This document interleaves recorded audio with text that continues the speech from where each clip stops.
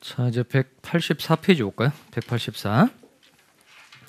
참 학원에 너무 일찍 오지 마세요, 여러분. 어제도 보니까 되게 일찍 오셔가지고 뭐 이미 한 9시가 되기 전에 뭐 사람들이 거의 많이 차 있던데 웬만하면 그렇게 하지 마시고 어제도 좀 안타까웠던 게 뭐냐면 사람들이 좀 엄청 일찍 오더라고요. 민법 앞자리에 앉을 거 이렇게 사람들이 또 일찍 오는 건 좋은데 너무 일찍 오다 보니까 수업 시작하면 사람들이 또 자요. 많이 자. 그래서 수업 끝나고 난 다음에 푹 주무시다 가는 거죠. 맨날 어제 내가 수업 어땠어요? 물어봤더니 개운했어요 이렇게 얘기하던데 내용이 좋았어 이것도 아니고 개운했다 뭐 그건 안 되잖아요. 그러니까 그냥 적당한 시간에 오세요. 적당한 시간에 와서 수업 시작하기 전에 충분히 좋은 컨디션일 때 어떤 얘기 머릿속에 잘 들어오니까 일찍 올 생각하지 마시고 잠을 많이 주무시고 오세요. 자, 여기 와서 자지 말고 184페이지. 이런 경우도 처음이네 또. 자지 말라 이렇게 얘기한 적은 처음인 것 같아요. 184페이지 적법성. 자, 얘는 먼저 좀 쓰고 합시다. 먼저 여백에 쓸만한 공간이 되는데 이제 불러드릴 테니까 잘 써보세요. 어디냐면 184페이지 하단에 내려오시면 사례 첫 번째 있죠. 사례 1번 그 왼쪽에다 쓰시기 바랍니다. 사례 1번 왼쪽에다가 단속복규라고 쓰시고 단속복규 땡땡 단속복규 땡땡 거기다가 행정상 단속에만 목적이 있는 규정이라고 씁니다. 행정상 단속에만 목적이 있는 규정. 다시 행정상 단속에만 목적이 있는 규정이라고 썼어요. 자, 그다음 오른쪽 페이지로 옵니다. 오른쪽 페이지로 오시면 제일 위에 사례 2번 있죠. 오른쪽 페이지 제일 위에 사례 2번 옆에다 쓸 겁니다. 거기는 효력법규 땡땡 효력법규 땡땡 효력법규 땡땡 하시고 거기는 사법상 행위의 효력에도 사법상 행위의 효력에도 영향을 미치는 규정. 사법상 행위의 효력에도 영향을 미치는 규정.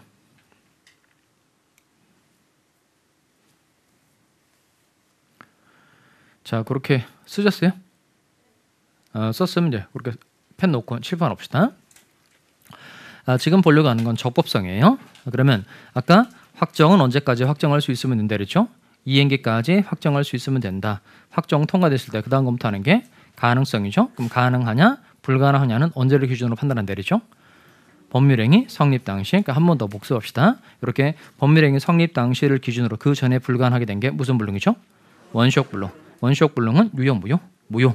그런데 계약 체결상의 과실책임이 문제될 수 있다는 겁니다. 그 다음에 법률행위 성립 당시에는 가능했는데 나중에 불가능하게 된 게 무슨 불능이죠? 후발적 불능이고 후발적 불능의 경우에 당해 법률행위는 유효 무효? 유효. 근데 성질이 바뀐다 그랬죠. 채무불이행 문제, 위험부담 문제로 성질이 바뀐다는 겁니다. 그러면 원시효 불능이 아니게만 하면 가능성이라는 요건을 통과할 수 있어요 없어요? 있죠. 그럼 가능성 통과했을 때 그 다음 검토하는 게 적법성이라는 겁니다. 그러니까 즉 법률행위의 목적이 이거예요. 강행법규에 위반되지 않아야 한다는 겁니다. 그러니까 즉 법률행위 목적이 법에서 하라고 하고 있는 걸 위반하거나 법에서 하지 말라고 하는 걸 위반하거나 이러면 안 된다는 겁니다. 그러니까 즉 법률행위 목적이 뭐에 위반하지 않아야 한다. 강행법규에 위반하지 않아야 한다는 겁니다.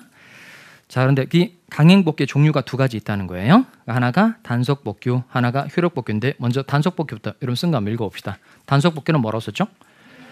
행정상 단속에만 목적의 규정인데 어디가 중요한 단어일까요? 가장 중요한 단어 하나만 골라볼까요? 만이란 단어가 중요하다는 겁니다. 어디에만? 단속에만 목적인 규정. 그다음 효력법규 썼죠? 효력법규 한번 읽어봅시다. 효력법규 읽어보죠. 시작. 효력법규는 자, 거기는 중요한 단어가 뭐예요? 도. 단속법규는 중요한 게 만, 효력법규는 중요한 단어가 도라는 겁니다. 자, 그거 가지고 이제 문제가 착착착 풀린다는 거예요. 자, 먼저 칠판을 볼까요? 자, 단속법규는 아까 뜻이 행정상 어디에만 단속에만 목적 있는 규정이라는 겁니다. 일정한 행위를 하라 하지 말라라고 하고 있는 이유가 행정상 단속하기 위해서 그렇다는 겁니다. 자, 그러면 칠판을 봅시다. 자, 갑 이 사람이 음식점 주인이고 이제 을에게 이제 음식물을 판매하려고 하는 겁니다. 그러면 이 음식물을 판매하려면 반드시 식품위생법에 따라서 뭘 받아야 되죠? 허가 또는 신고를 해야 되죠. 이게 조금 다르긴 한데 일반 음식점은 신고 업종입니다. 일반 음식점은 신고 음식 업종이고 단란주점 같은 건 허가 없죠. 허가 없죠. 그러니까 신고를 하고 허가를 받고 음식물 판매해야 되는데 둘의 내용은 똑같으니까 허가 없이 음식물 판매 가지고 한번 해봅시다. 그러면 이 갑이 을에게 음식물을 판매하려면 식품위생부에 따른 신고를 하거나 허가를 얻어야 되는데 허가 없이 신고하지 않고 음식물을 팔았다는 겁니다. 만약에 이 신고를 하고 허가를 받고 음식물을 판매했다면 당연히 갑은 을에게 음식물 판매 대금 지급 청구를 당연히 할 수 있어요, 없어요? 있죠. 그런데 신고하지 않고 허가 없이 음식물을 팔았다는 겁니다. 그러면 과연 갑이라는 사람은 을에게 음식물 판매 대금 지급 청구를 할 수 있겠느냐 이겁니다. 그럼 실제 우리 생활에서 그 신고하지 않고 음식물 판매하거나 허가받지 않고 음식물 판매하는 경우도 들어 있죠. 어떤 경우가 있을까요? 내가 지금까지 찾아보니까 제일 많은 게 붕어빵이 제일 많더라고요. 붕어빵. 그러면 그 붕어빵 사러 갔어요? 거기 뭐 신고 필증, 허가증 이런 거 없죠. 그러니까 신고하지 않고 음식물 판매하고 허가받지 않고 음식물 판매하고 있는 경우 있고, 근데 그 길거리 이렇게 가다 보면 그 주로 이제 도로변에 그 뭐 통닭 팔고 이런 거 있죠. 차 뒤에다가 통닭 3마리 10,000원. 그다음에 저희 아파트 보니까 아파트 입구에 그 차 대놓고 그 뒤에 뭐 순대 팔고 뭐 곱창 팔고 이런 거 존재한다는 거예요. 그럼 실제 우리가 돈 줘요, 안 줘요? 돈 주죠. 결국 그럼 거기는 요 식품위생법에 따른 신고를 하지 않고 허가를 받지 않고 음식을 판매하고 있다는 겁니다. 그럼 이때 식품위생법에서 신고를 하도록 하고 있고 허가를 받도록 하고 있는 이유는 뭐냐면 신고 없이 허가 없이 음식을 막 팔아 제끼게 되면 일반 공중공을 해칠 가능성이 있다는 겁니다. 이걸 단속하기 위해서 신고를 하도록 하고 있고 허가를 받도록 하고 있다는 겁니다. 그러면 아까 단속법규는 뜻이 뭐였죠? 행정상 어디에만? 단속에만 목적 있는 규정이라는 겁니다. 그러면 단속에만 목적 있는 규정이니까 이 단속법규를 위반했다고 하더라도 개인들이 체결한 사법상 행위의 효력은 유효이다, 무효이다. 유효하니까 결국 갑은을에게 음식물 판매 대금 지급 청구할 수 있다, 없다? 있다는 겁니다. 결론은 이거예요. 자, 효력법규 뒤에다 이걸 씁시다. 단속법규 뒤에다 이걸 씁시다. 아까 단속법규는 뭐라고 썼죠? 행정상 단속에만, 그러니까 포인트가 만이죠. 어디에만? 단속에만 목적 있는 규정이니까 단속법규를 위반했다고 하더라도 사법상 행위의 효력은 유효이다, 무효이다. 유효. 그러니까 위반 시 유효 이렇게 쓰면 되겠어요. 그러니까 그 만자만 잘 연결하면 뒤에 건 금방 해결할 수 있는 거예요. 다시 단속법규는 행정상 어디에만? 단속에만 목적 있는 규정이니까 단속법규를 위반했다고 하더라도 사법상 행위의 효력은 유효이다, 무효이다. 유효. 자, 그다음에 또 효력법규를 썼죠. 효력법규는 뭐라고 쓴지 한번 읽어봅시다. 효력법규 쓴 것도 읽어보겠어요. 시작. 사법상 행위의 효력에도 영향을 미치는 규정이라고 되어 있네요. 자, 칠판 봅시다. 자, 그 사람이 공인중개사 자격증을 딴 사람인 겁니다. 자, 그런데 요 을에게 자격증을 대여를 해준 거예요. 그러니까 원래 자격증 빌려주는 거 대여 안 돼요. 안 되죠. 법에서 금지하고 있죠.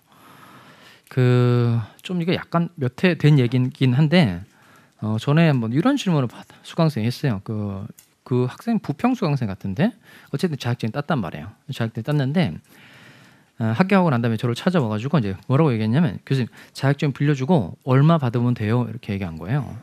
자기가 이번에 자격증 빌려주려고 하는데 얼마 받는 게 시세냐 이렇게 물어보더라고요. 내가 미쳤어요 그랬죠.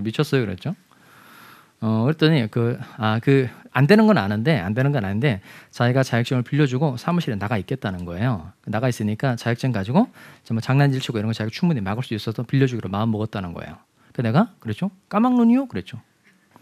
까막눈이요? 이렇게 얘기한 거죠. 그러니까 이게 그 부동산 실무를 전혀 모르는 사람은 앉아 있어도 뭘 가지고 장난치는지 지가 잘 몰라요. 그러니까 출근하고 앉아 있어도 그냥 등신. 자격증 가지고 사고 치려고 마음 먹으면 충분히 다 한단 말이에요. 근데 그 사람이 진짜로 자격증 청라지구인가? 빌려줬죠. 빌려주고 그때 500 받았어요. 500 받아도 되게 좋아하던데 자기가 시세를 알아보니까 300 정도가 시세인데 500 받아도 엄청 좋아하더라고요. 그래서 이건 분명히 일이 터질 건데 이런 생각이 진짜 터졌죠. 그 자격증 빌린 사람이 그 자격증 가지고 이제 그 다 계약은 그 사람 이름으로 된 그 빌려준 사람 이름으로 돼 있고 다 사고를 쳤는데 얼마 정도 사고 쳤냐면 한 60억 정도 사고를 친 거예요. 걔는 뉴스도 나왔어요. 60억 사고 쳐가지고 결국 이제 자격증 빌려준 사람은 책임이 있어요, 없어요? 있어요. 나중에 배우게 될 텐데 그게 표현대리 책임이라는 게 성립해요. 자격증 빌려준 사람은 자격증 빌린 사람이 다른 사람과 계약을 해서 손해를 끼쳤잖아요. 자기가 명의를 빌려줬기 때문에 책임져야 될 내용이 존재하거든요. 그때 재판 가서 아마 그 조정하고 끝난 것 같은데 그때 판사가 물어주러 한 금액이 12억이에요. 그러니까 500만 원 받고 물어준 돈이 12억인 거죠. 12억. 그러니까 그때 그분이 했던 얘기가 뭐냐면 그 자격증 빌려주고 자기가 앉아 있으니까 괜찮다는 거예요. 그때 내가 하지 말라니까 성질 내고 그랬더니 괜찮아요 이렇게 얘기하더라고요. 괜찮아요.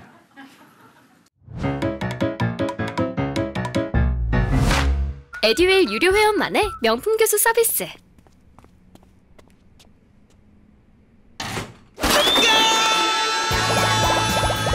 합격이 쉬워지는 명품 교수님 혜택. 오직 에듀윌 유료 회원에게만. 에듀윌. 그러니까 내가 세월이 지나고 난 다음에 곰곰이 생각해 보니까 그분의 그 안일한 마음이 결국 큰 화를 불러일으키지 않았나 그런 생각이 들더라고요. 그러니까 여러분도 자격증 빌려주는 거 안 돼요? 아셨죠? 하지 마! 빌려주면 안 돼요? 그리고 앉아 있어도 몰라요. 앉아 있어도 그 부동산 실물을 모르잖아요. 그러면 이게 일이 어떻게 돌아가는 건지 잘 몰라. 그러니까 절대 빌려주면 안 돼요. 아셨죠? 자, 다시 원래 들어와서. 자, 그러면 이 공인중개사 자격증을 빌려주면 안 되는데 자격증을 대여한 겁니다. 그러면 당연히 이 중개사법에서 자격증을 대여하는 걸 허용한다, 금지한다. 금지하죠. 근데 그 금지 규정에 위반해서 자격증을 대여를 해주고 대여금을 받기로 둘이 계약을 맺은 겁니다. 자, 그러면 당연히 이 자격증 대여에다가 걸린 거예요. 그러면 행정상 단속 당연히 돼야 안 돼요. 되죠. 그러니까 단속에 걸리면 행정상 제재 당연히 받는다 안 받는다. 받죠. 그 자격증 취소 사유죠. 이게 임의적 취소예요, 필요적 취소예요. 자격증을 취소해야 한다, 할 수 있다. 하여야 한다 이렇게 돼 있어요. 이거 어떻게 뭐 걸리면 빼도 박도 못하는 겁니다. 그냥 필요적 취소 사유로 돼 있으니까 자격증 박탈당하는 겁니다. 그다음에 이 두 사람 사이의 계약은 자격증을 빌려주고 돈을 받기로 한 게 이게 사법상 행위의 효력인데 이 계약을 그냥 유효하게 내버려 둬야 될까요? 이 계약을 무효로 만들어야 될까요? 무효로 만들어야 돼요. 왜냐하면 이런 계약을 만약에 유효하게 만들어주면 자격증도 없는 사람이 자격증을 빌려서 그 부동산 중개를 마음대로 할 수 있도록 허용되게 되는 거니까 이건 공정한 질서가 망가지게 된다는 겁니다. 그럼 전체 사회 질서 혼란이 생기게 되니까 이런 건 개인들이 체결한 계약까지 무효로 만들어 버려야만 이 법이 추구하고 있는 입법 목적을 달성할 수 있게 된다는 겁니다. 그럼 이때 중개사법에서 자격증 대여를 금지하고 있는 규정은 얘는 단속법규다, 효력법규다. 효력법규라는 겁니다. 아까 효력법규는 뭐라고 썼죠? 효력법규는 사법상 행위의 효력에도 영향을 미치는 규정. 일단 요 사법상 행위의 효력에도 그랬으니까 행정상 단속은 당연히 한다는 겁니다. 당연히 하고 더 나아가서 사법상 행위의 효력에도 영향을 미친다 그랬으니까 사법상 행위의 효력이 뭐로 된다는 거예요? 무효로 된다는 겁니다. 그럼 이 계약 자체가 무효니까 요 갑은 을에게 명의 대여로 지급 청구를 할 수 있다 없다? 없다는 겁니다. 결론은 요거예요. 효력법규는 요 사법상 행위의 효력에도 영향을 미치는 규정이니까 효력법규를 위반했을 때 사법상 행위의 효력은 뭐로 된다? 무효로 된다는 겁니다. 자, 여백에다가 뒤에 거 연결해서 써놓을까요? 효력법규는 사법상 행위의 효력에도 영향을 미치는 규정이라고 그랬으니까 뒤에다가 요거 씁시다. 위반 시 무효 이렇게 쓰면 되겠네요. 위반 시 무효. 위반 시 무효. 자, 그러면 적법성에서 두 가지 내용을 배운 겁니다. 무슨 법규? 단속법규하고 효력법규. 그러면 단속법규는 무허가 음식점의 음식물 판매 행위는 단속법규를 위반한 사례입니다. 그래서 얘는 사법상 행위의 효력이 그냥 뭐하다? 유효하다. 그 다음에 자격법에서 일정한 요건을 갖춘 사람에게 영업을 허락하도록 하고 있는 경우가 대단히 많죠. 의사, 그 다음 약사 이런 사람 면허증 소지자만 가능하고 변호사도 자격증 소지자만 가능하죠. 공인중개사도 자격증 소지자만 가능한데 이렇게 법에서 일정한 자격을 갖춘 사람에게만 영업을 허락하도록 하고 있는 경우에 그자가 다른 사람에게 명의를 빌려주는 계약은 무슨 법규 위반이다? 효력법규 위반이라는 겁니다. 효력법규는 사법상 행위의 효력에도 영향을 미치는 규정이니까 효력법규를 위반했을 때 개인들 사이의 계약은 유효이다, 무효이다, 무효. 자, 그럼 결론을 여러분 잘 내리셔야 되겠어요? 그러면 적법성에도 두 가지를 배웠는데 무슨 법규 위반이 아니면 적법성이라는 요건을 통과할 수 있죠? 무슨 법규 위반이 아니면 효력법규 위반이 아니면 적법성이라는 요건을 통과할 수 있다 없다? 있다는 겁니다. 자, 그러면 요 적법성 통과됐어요. 그 다음 검토하는 게 뭐죠? 이게 사회적 타당성이죠. 학과적사 할 때 사회적 타당성. 자, 그래서 오른쪽 페이지 볼까요? 185페이지에 먼저 사회적 타당성에도 두 가지 내용을 공부를 할 겁니다. 하나가 반사회적 법률행위, 다른 하나가 불공정한 법률행위인데 먼저 103조부터 좀 읽어봅시다. 185페이지 103조 찾으셨어요? 한번 읽어봅시다. 반사회질서의 법률행위인데 선량한 풍속 찾으셨죠? 읽어보겠습니다. 시작.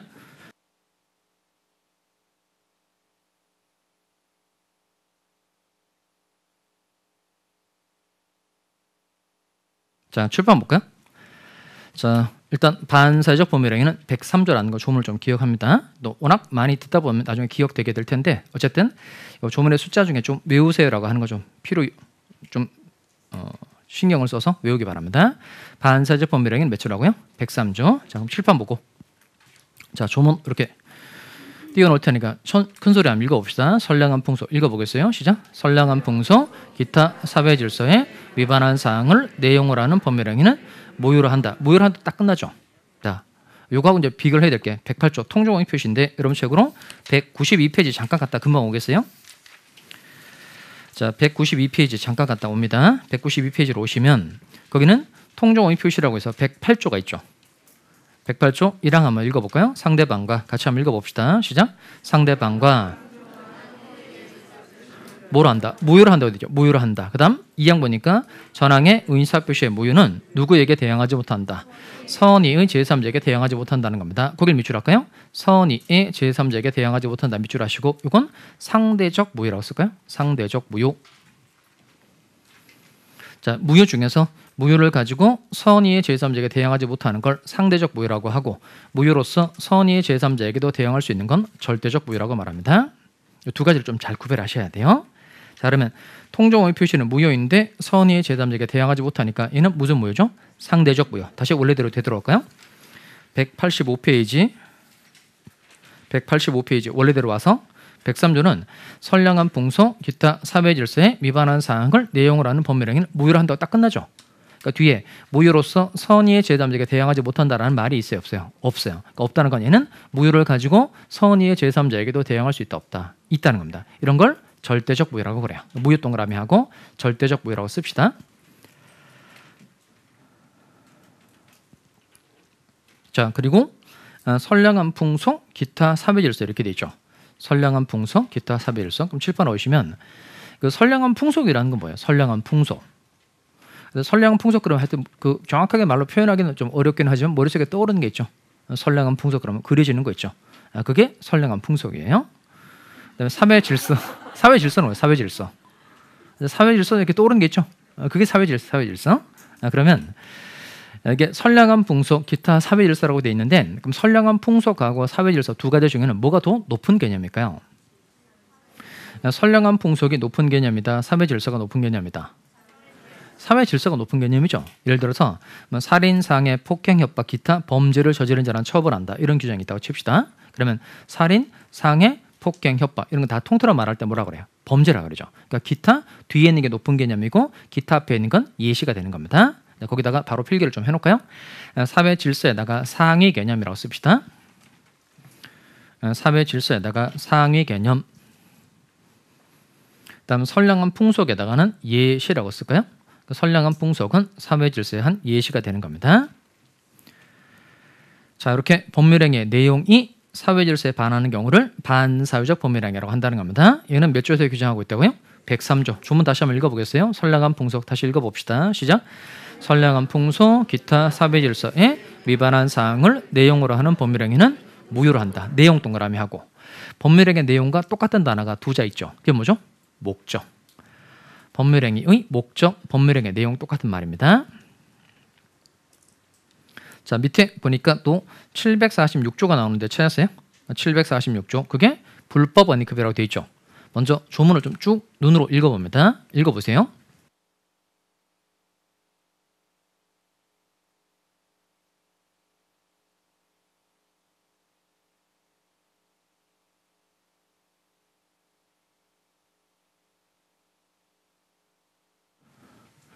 자, 거기는 중간에 그러나라는 말 찾았어요? 그러나. 자, 그러나를 중심으로 그 앞에 있는 걸 본문이라고 하고 그러나 뒤쪽에 있는 걸 단서라고 그럽니다. 단서. 자, 그러면 7번 볼까요? 746조는 본문 단서로 되어 있어요. 본문하고 단서. 자, 본문 칠판 띄워놓을 테니까 읽어봅니다. 불법의 원인으로 인하여 찾았죠? 읽어봅시다. 시작. 불법의 원인으로 인하여 재산을 급여하거나 노무를 제공한 때에는 그 이익의 반환을 청구하지 못한다. 이때 말하는 불법은 법에 위반되는 모든 행위를 말하는 게 아니고 이걸 말하는 겁니다. 반사회적 법률행위, 불공정한 법률행위를 말하는 겁니다. 이렇게 사회적 타당성이 없는 아주 나쁜 행위를 원인으로 해서 재산을 급여하거나, 급여라는 건 물건을 줬다는 뜻인 겁니다. 그러니까 재산을 급여하거나 노무를 제공한 때에는 그 이익의 반환을 청구하지 못한다. 이게 원칙이에요. 원칙. 단서 읽어볼까요? 그러나 읽어봅시다. 시작. 그러나 그 불법 원인이 수익자에게만 있는 때에는 그러하지 아니하다. 그럼 이건 불법의 원인이 수익자에게만 있는 때에는 그러하지 아니하다 그랬으니까 이때는 다시 예외적으로 반환 청구할 수 있다 없다. 있다는 거야. 그러면 결국 정리를 하면 반사회적 법률행위를 원인으로 해서 다른 사람에게 물건 주는 걸 6자로 뭐라고 표현한다고요? 불법 원인 급여라고 한다는 겁니다. 다시 반사회적 법률행위를 원인으로 해서 다른 사람에게 물건을 주는 걸 무슨 급여라고 한다고요? 불법 원인 급여라고 하고 불법 원인 급여에 해당되면 원칙적으로 반환 청구할 수 있다 없다? 없다. 그런데 불법의 원인이 누구한테만 있으면 수익자에게만 있으면 다시 반환 청구를 할 수 있다 없다? 있다는 거예요. 자, 그다음에 여러분 책으로 한 장 넘어와서 어디 보냐면 그 일련의 반환 행위인데요. 186페이지 볼까요? 186페이지 보시면 일련의 반환 행위라고 되어 있는 거 찾았어요? 자, 거기에서 먼저 동그라미 2번에 니은번, 동그라미 2번에 니은번 내용을 천천히 좀 읽어봅니다.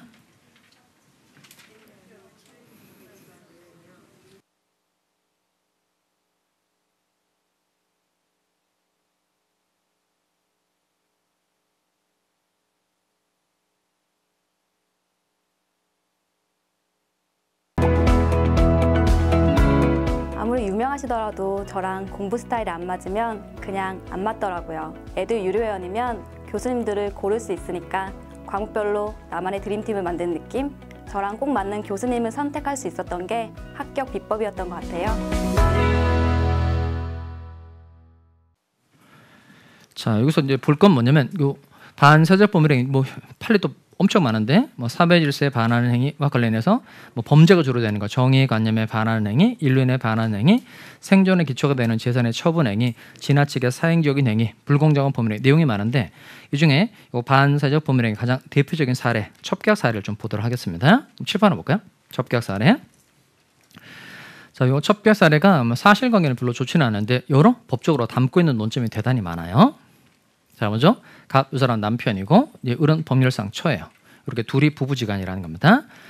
갑이 배우자 을이 있음에도 불구하고 병과 첩계약을 맺은 거예요.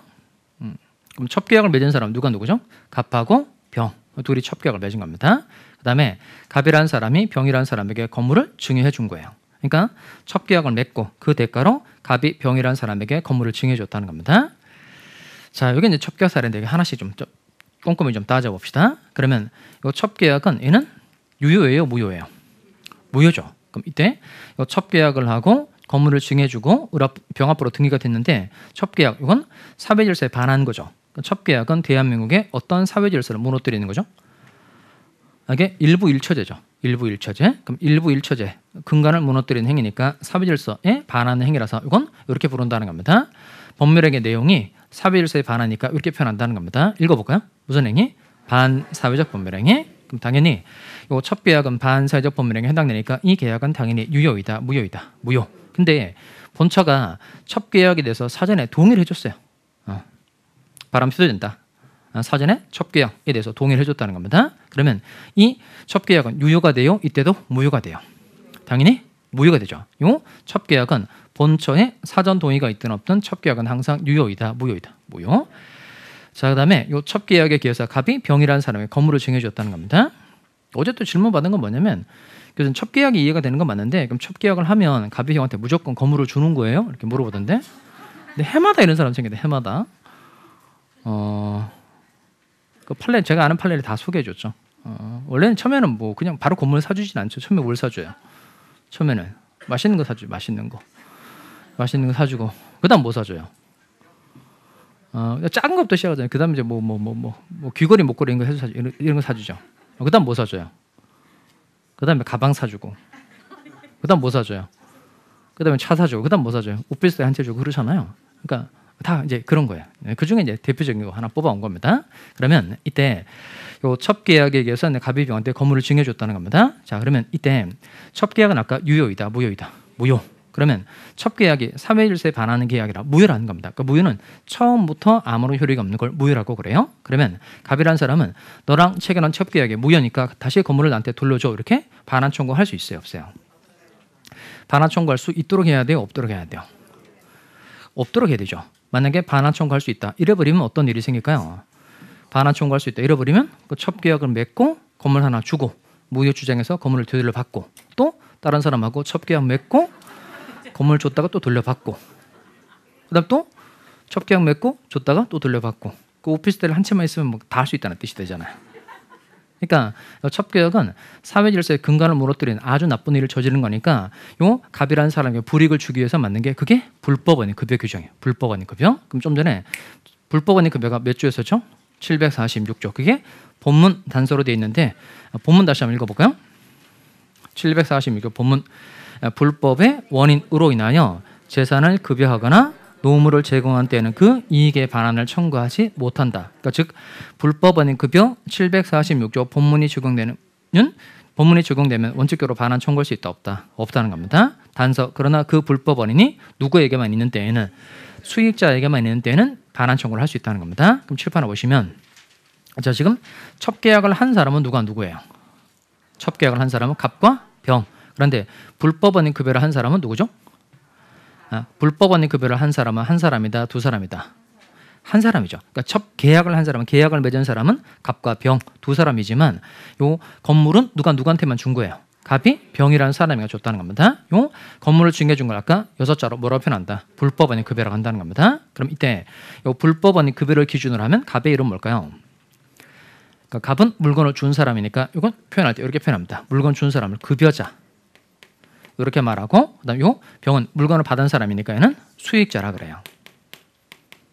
그러면 746조 본문이 불법 원인 급여에 해당되면 원칙적으로 반환 청구할 수 있다 없다? 없다. 이게 본문. 단서는 불법의 원인이 누구에게만 있는 때에는 수익자에게만 있는 때에는 반환 청구를 할 수 있다는 겁니다. 이때는 746조 본문이 적용될까요? 단서가 적용될까요? 즉 이때 첫 계약 사례는 불법의 원인이 갑과 병 모두에게 있다 아니면 병에게만 있다? 병에게만 아니죠. 아시겠죠? 손바닥도 마주칠 소리 나는 거 아니에요? 그러니까 둘이 불법의 원인 둘 모두에게 다 있다는 겁니다. 오로지 병이라는 사람에게만 불법의 원인이 있다고 보기 어렵다는 겁니다. 이때는 둘 모두에게 다 불법의 원인이 있으니까 절대 수익자에게만 불법의 원인이 있는 경우가 아니라는 거예요. 그러니까 즉 이때는 단서가 절대 적용된다 안 된다? 안 된다는 겁니다. 그러니까 즉 본문만 적용된다는 거예요. 그래서 갑은 병이라는 사람에게 건물을 돌려줘라고 반환 청구할 수 있다 없다? 없다는 거예요. 그러면 결국 요 갑이라는 사람이 첫 계약에 무효를 주장해서 건물을 돌려줘라고 반환 청구를 하려고 할 때 법이 도와준다 안 도와준다? 안 도와준다는 거죠. 그럼 결국 이 건물의 소유권은 누구한테 넘어가게 될까요? 건물의 소유권은 결국 병이라는 사람에게 넘어가게 되죠. 그러니까 이건 이렇게 표현합니다. 이건 읽어볼까요? 무슨 이익이라고 한다? 반사적 이익이라고 표현합니다. 즉 요 첫 계약이 무효고 그다음 불법 원인 급여에 해당되는 경우에는 요 갑은 급여자는 반환을 청구할 수 없으니까 소유권이 상대방에게 넘어가게 되는데 이걸 무슨 이익이라고 한다? 반사적 이익이라고 한다는 겁니다. 일단 요 세 가지가 세트니까 까먹으면 안 됩니다. 이렇게 첫 번째, 두 번째, 세 번째가 세트입니다. 자 읽어볼까요? 반사회적 법률행위, 불법 원인 급여, 반사적 이익이 세트예요. 다시 반사회적 법률행위, 불법 원인 급여, 반사적 이익이 세트라는 겁니다. 그러니까 즉 법률행위의 내용이 사회 질서에 반하는 경우를 뭐라고 말한다고요? 반사회적 법률행위라고 하고 그다음에 반사회적 법률행위에 기해서 다른 사람에게 물건 주는 걸 뭐라고 표현한다? 불법 원인 급여. 불법 원인 급여에 해당되면 원칙적으로 반환 청구를 할 수 있어요, 없어요? 없어서 소유권이 상대방한테 넘어가게 되는데 이걸 무슨 이익이라고 한다? 반사적 이익이라고 한다는 겁니다. 자, 그다음에 두 개 공부한다 그랬죠? 사회적 타당성에서 첫 번째가 반사회적 법률행위, 두 번째가 뭐죠? 그게 불공정한 법률행위입니다. 넘어갈까요? 자, 188페이지로 봅시다. 188페이지로서 불공정한 법률행위 찾았어요? 자, 그는 몇 조죠? 104조. 188페이지 불공정한 법률행위 104조인데 눈으로 한번 읽어봅니다. 104조 천천히 읽어보세요.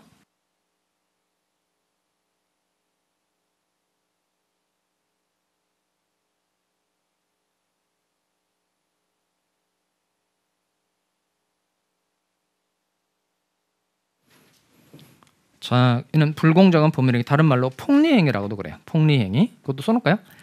불공정한 법률행위, 이를 다른 말로 폭리행위라고도 부릅니다. 자, 그렇게 썼으면 7번 다시 볼까요? 자, 이렇게 불공정한 법률행위는 몇 조에 규정하고 있어요? 104조. 자, 그러면 조문에 이렇게 되어 있는데 읽어보겠습니다. 당사자의 궁박, 경솔 또는 무경험으로 인하여 현저하게 공정을 잃은 법률행위는 뭐라 한다? 무효로 한다는 겁니다. 자, 또는 동그라미 하시고 궁박, 경솔 또는 무경험 이렇게 되어 있네요. 그럼 이게 또는으로 되어 있으니까 세 가지 중 어느 하나만 갖추면 된다. 다 갖춰야 된다. 만약에 궁박, 경솔 및 무경험으로 인하여 및 이렇게 되어 있었다면 세 가지를 다 갖춰야 되죠. 그런데 또는으로 되어 있으니까 세 가지 중 하나만 갖추면 된다는 겁니다. 자, 그다음에 궁박이라고 되어 있네요. 궁박. 궁박하고 강박은 달라요. 강박은 무섭게 하는 게 강박이고 궁박은 궁 더하기 박인데 궁은 뭘까요? 곤궁하고 박, 절박한 사정을 얘기하는 겁니다. 곤궁하고 절박한 사정, 그걸 궁박이라고 표현합니다. 그러니까 급박한 곤궁 이렇게 이해하시면 되겠네요. 그다음 경솔은 저 사람 경솔하다, 경솔했었어. 그런 의미 그대로입니다. 그러니까 즉 일반 사람이 베푸는 주의를 하지 않는 게 경솔이고요. 무경험은 말 그대로 경험이 없다는 걸 말하는 겁니다. 그러니까 세상 물정을 모른다 이런 뜻이에요. 자, 그다음에 의로 인하여 밑에다가 이용의사라고 한번 써볼까요? 이용의사. 즉 피해자가 궁박하였다, 경솔하였다, 무경험했다라는 사정을 알고 폭리자가 이용해 먹을 의사가 있어야 한다는 겁니다. 그러니까 의로 인하여에다가 이용의사. 자, 그다음에 현저하게 공정을 잃는, 이게 이제 현저한 불균형을 말하는 겁니다. 그다음에 끝에 가서 무효로 한다고 딱 끝나죠. 얘도 똑같아요. 그러니까 무효로 한다고 딱 끝나니까 이런 무효를 무슨 무효라고 하죠? 절대적 무효. 절대적 무효. 그럼 아까 절대적 무효는 뜻이 뭐였죠? 무효로서 누구에게도 선의의 제3자에게도 대항할 수 있다. 이게 절대적 무효. 무효로서 선의의 제3자에게 대항할 수 없다는 건 상대적 무효. 자, 그 조문 104조를 가지고 요건 세 가지를 예를 좀 외우고 갑시다. 자, 그럼 7번 볼까요? 이렇게 불공정한 법률행위가 되려면 세 가지 요건을 갖춰야 됩니다. 자, 첫 번째 밑에 이제 나와 있으니까 요건에 가시면 그거 보시면 돼요. 자, 첫 번째가 급부와 반대급부 사이에 뭐가 있어야 한다? 현저한 불균형이 있어야 한다는 겁니다. 그러면 어느 정도가 돼야 현저한 불균형을 봐주냐면 그러니까 시가의 2배 차이가 났어요. 이건 현저한 불균형이 아니에요. 그러니까 시가의 3배 이상 차이가 날 때 현저한 불균형이라고 말합니다. 두 번째, 피해자에게 궁박, 경솔 또는 무경험한 사정이 있어야 한다는 겁니다. 그리고 또는이니까 또 강조드립니다. 궁박, 경솔, 무경험 중 어느 하나만 갖추면 되는 거예요. 세 번째, 폭리자에게 뭐가 있어야 한다? 이용의사가 있어야 한다는 겁니다. 이용의사를 다른 말로 악의 이렇게도 말합니다. 자, 요건 세 가지를 좀 외웁시다. 다시 불공정한 법률행위가 되려면 세 가지 요건을 갖춰야 되는데 7번 볼까요?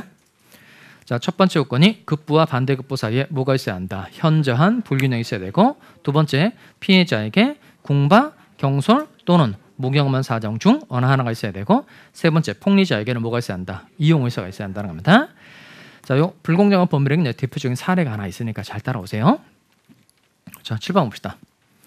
자, 이 사람이 3억짜리 건물 하나 가지고 있어요. 3억짜리. 요 판례 사실관계 내용인데 갑 79세 노인이에요. 79세 노인이고 이분 도시에 살아요? 농촌에 살아요? 일단 찍어보는 거죠. 도시에 산다, 농촌에 산다. 농촌에 거주하시고 이분은 똑똑하신 분이에요. 어리석은 사람이에요.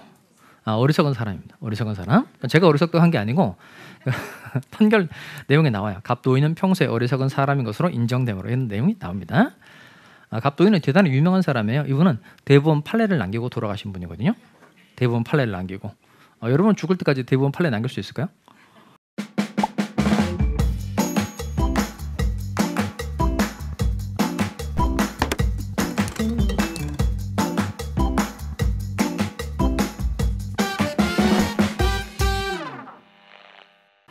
어린이 그러기 어렵지 않아요? 갑도인은 대법원 판례를 남기신 사람이에요. 그것도 판결문에 자기가 어리석다라는 걸로 대대손손 이 내용이 전달이 되겠죠. 하여튼 이게 이제 노인사네.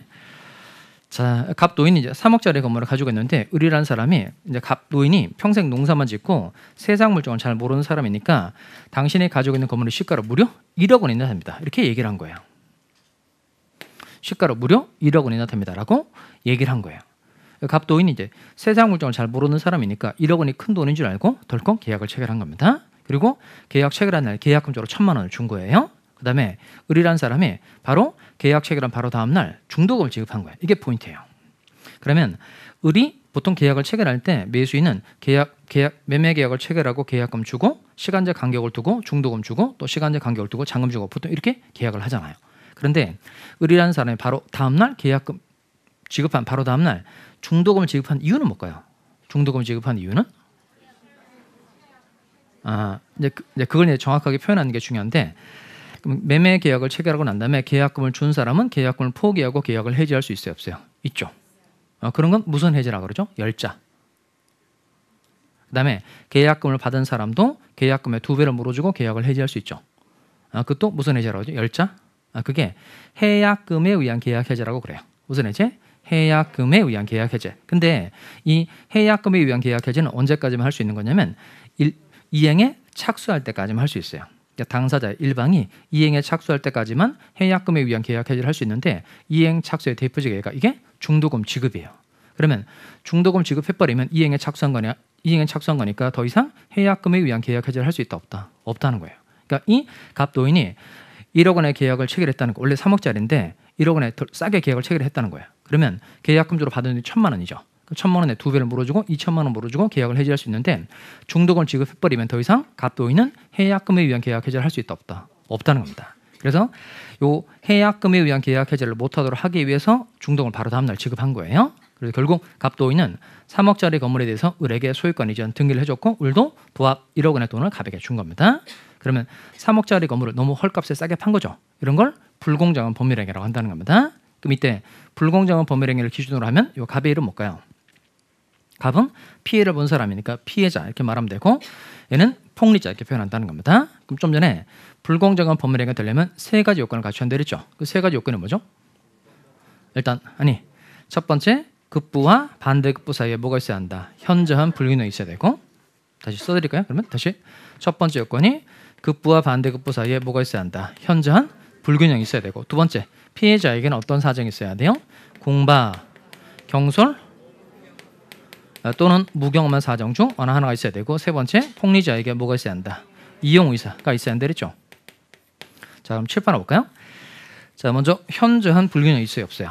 그러니까 지금 3억짜리 건물인데 1억 원의 계약을 체결한 거니까 현저한 불균형이 있다 없다? 있죠? 현저한 불균형에 해당되고, 자, 그다음 갑도인 궁박 해당돼야 안 돼요. 궁박.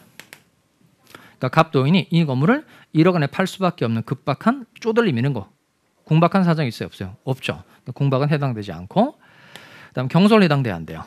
경솔 해당되죠. 이게 상식이 부족한 거 아니에요 여러분? 경솔은 해당되죠. 왜냐하면 그 경솔은 일반 사람이 베푸는 주의를 하지 않는 거. 그럼 보통 우리가 물건 팔 때, 아파트 팔 때 제일 먼저 뭐부터 알아봐요? 시세부터 알아보죠. 일반 사람 다 그렇게 하는데 그걸 안 한 거니까 당연히 경솔하다고 할 수 있다 없다? 있다는 거예요. 자, 그다음 무경험 해당돼야 안 돼요. 무경험. 갑도인 경험 많아요? 별로 없어요.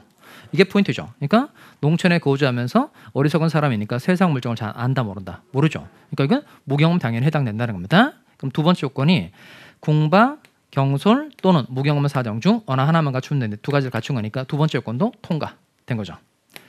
세 번째, 폭리자에게는 뭐가 있어야 한다는 거예요? 이용의사. 그럼 이때 폭리자 을에겐 이용의사 있어요 없어요? 있죠. 이용의사. 어디를 보면 이용의사를 알 수 있죠? 요거죠. 계약 체결한 바로 다음 날 중도금을 지급한 걸 보면 날로 먹으려고 한 흔적이 엿보인다는 겁니다. 따라서 결국 3가지 요건에 다 해당이 됐으니까 이건 불공정한 법률행위에 해당돼서 이 계약은 유효이다, 무효이다? 무효. 자, 그럼 무효니까 이 매매 계약은 처음부터 아무런 효력이 없는 거예요. 자, 그다음 잘 따라옵니다. 이때 이 매매 계약이 무효인 거 맞는데, 그럼 과연 이 피해자 갑도인은 계약의 무효를 주장해서 자기가 을에게 준 이 건물을 다시 돌려줘라고 반환 청구할 수 있겠느냐 이겁니다. 할 수 있어요 없어요? 자, 이때 또 꼭 봐야 될 게 104조 밑에 보니까 또 746조 또 나오죠. 아까 반사회적 법률행위에 기해서 그다음 다른 사람에게 물건 주는 걸 뭐라고 표현한다 그랬죠? 불법 아닌 급여. 그다음 불공정한 법률행위도 원래 반사회적 법률행위 한 유형이었어요. 그래서 불공정한 법률행위에 기해서 다른 사람에게 물건 주는 거 역시 불법 아닌 급여라는 겁니다. 칠판을 계속 보시면 요 746조가 본문 단서로 되어 있다 그랬죠. 그러니까 본문 요 불법 아닌 급여에 해당되면 원칙적으로 반환 청구할 수 있다 없다? 없다. 그런데 불법의 원인이 누구한테만 있으면, 수익자에게만 있으면 반환 청구할 수 있다는 겁니다. 자, 그럼 잘 따라오세요. 그럼 이때 요 노인 사례의 경우에는 불법 원인 급여를 한 사람이 한 사람이다, 두 사람이다? 다시. 그 첩계약 사례는 요 갑하고 병이 첩계약을 맺고 갑만 병이라는 사람에게 건물을 준 거죠. 그러니까 첩계약 사례는 불법 원인 급여를 한 사람이 한 사람이다, 두 사람이다? 한 사람. 왜 또 두 사람이래? 다시. 첩계약을 한 사람은 갑하고 병, 이렇게 계약을 한 사람 둘이고 급여 물건을 준 사람은 값만 물건 준 거죠. 그러니까 첫 계약 사례는 불법 원인 급여를 한 사람이 한 사람이다, 두 사람이다. 한 사람. 근데 노인 사례는 다르다는 거예요. 그 노인 사례는 갑이라는 사람은 건물을 주고 을은 돈을 준 거죠. 그러니까 이 노인 사례는 불법 원인 급여를 한 사람이 한 사람이다, 두 사람이다. 두 사람. 자, 그럼 이름을 잘 붙이면 돼. 이름. 자, 그럼 먼저 갑의 급여를 기준으로 하면 갑의 이름 뭘까요? 급여자. 갑의 급여를 기준으로 할 때 을의 이름 뭐죠? 수익자. 이렇게 표현한다는 겁니다. 자, 그러면 요 갑이 계약에 무효를 주장해서 건물 반환 청구를 하려고 할 때 746조 본문이 적용될까요? 단서가 적용될까요? 이때는 단서가 적용되죠. 왜냐하면 이때는 요 첩계약 사례하고 달리 요 노인 사례의 경우는 불법의 원인이 오로지 수익자, 을에게만 있는 거죠. 다시 갑의 급여를 기준으로 할 때 갑의 이름 뭐죠? 급여자, 을은 뭐가 되는 거죠? 수익자. 이때는 요 불법의 원인이 수익자, 을에게만 있는 경우니까 이때는 746조 단서가 적용돼서 갑은 반환 청구할 수 있다, 없다, 있다는 겁니다. 여기까지 이해됐죠? 자, 갑은 3억짜리 건물에 대해서 반환 청구할 수 있다는 겁니다. 자, 그다음 이제 을 볼까요? 자, 을도 갑에게 얼마를 줬죠? 1억 원의 돈을 준 거죠. 그럼 이때 을의 급여를 기준으로 하면 을의 이름 뭘까요? 을의 급여를 을이 준 거잖아. 을이 1억을 준 거니까 을의 급여를 기준으로 하면 을은 급여자. 을의 급여를 기준으로 할 때 갑의 이름은 수익자. 그럼 이때 요 을은 계약의 무효를 주장해서 자기가 갑에게 준 1억 원의 돈을 돌려줘라고 반환 청구할 수 있어요, 없어요? 이때 746조 본문이 적용돼요, 단서가 적용돼요? 이때는 본문이 적용되죠. 왜냐하면 단서가 적용되려면 을의 급여를 기준으로 할 때 을의 이름이 급여자, 갑의 이름이 수익자. 그럼 단서가 적용이 되려면 이때 불법의 원인이 수익자, 갑에게만 있어야 되는데 갑 노인은 오히려 피해를 본 사람이지 절대 불법의 원인이 있다, 없다, 없다는 겁니다. 그러니까 을이 반환 청구할 때는 절대 단서가 적용된다, 안 된다, 안 되고 오로지 뭐만 적용되는 거죠? 본문만 적용된다는 겁니다. 본문이 적용되니까 을은 1억 원의 돈을 돌려줘라고 반환 청구할 수 있다, 없다, 없다는 겁니다. 결국 다 반환을 시켜보면 갑 노인은 3억짜리 건물에 대해서 반환 청구할 수 있고 을은 1억 원의 돈을 돌려줘라고 반환 청구할 수 있어요, 없어요? 없죠. 그럼 결국 1억 원에 관한 권리는 누구에게 넘어가는 거죠? 갑에게 넘어가게 되는데 이게 아까 봤던 무슨 이익이 될까요? 을의 반환 청구에 대해서 법이 도와주지 않으니까 반대쪽에 있는 상대방이 권리 가져가는 거죠. 그게 무슨 이익이었었죠? 반사적 이익. 자, 그러면 결국 정리를 해보면 갑 노인은 3억짜리 건물 돌려받을 수 있고 을은 1억 원의 돈을 돌려받을 수 있다, 없다? 없다는 거예요. 각각 법률 강의를 정리를 해보면 누가 유리하게 되는 거죠? 갑도인이 유리한 사람이죠. 내가 봤을 때 이 갑도인은 이분은 어리석은 사람이 아닌 거예요. 이분은 대단히 재산 증식의 대가죠. 재산 증식의 대가. 을을 상대로 한 건 하고 병을 상대로 한 건 하고 이러면 매년 1억씩 수익을 얻을 수 있는 이런 게 불공정한 법률행위 사례라는 겁니다. 제도 이해는 되죠? 자, 다시 칠판에 와서 불공정한 법률행위는 일단 104조인데 조문 좀 읽어볼까요? 당사자의, 천천히 읽어봅시다. 시작. 당사자의 궁바, 경솔 또는 무경험으로 인하여 현저하게 공정을 잃은 법률행위는 모유를 한다는 겁니다. 자, 여기까지 이제 배운 내용이 확가적사를 배운 거예요. 자, 그럼 들어보시고 첫 번째 법률행위 목적은 확정할 수 있어야 되죠. 언제까지 확정할 수 있으면 된다 그랬죠? 이행기까지 확정할 수 있으면 된다. 확정성 통과됐어요. 그 다음 검토하는 게 가능성이죠. 가능하냐 불가능하냐는 언제를 기준으로 판단하는 거죠? 법률행위 성립 당시. 그 다음에 원시적 불능이 아니면 가능성이라는 요건 통과할 수 있죠. 세 번째가 적법성인데 단속복규 효력복규 공부한 거예요. 그러면 단속복규를 위반한 경우에 사법상 행위의 효력은 유효 무효?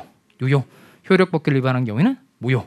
그러면 효력복규 위반이 아니면 적법성이라는 요건을 통과할 수 있다는 겁니다. 그다음 사회적 타당성에도 두 개 배웠는데 먼저 103조 이게 뭐죠?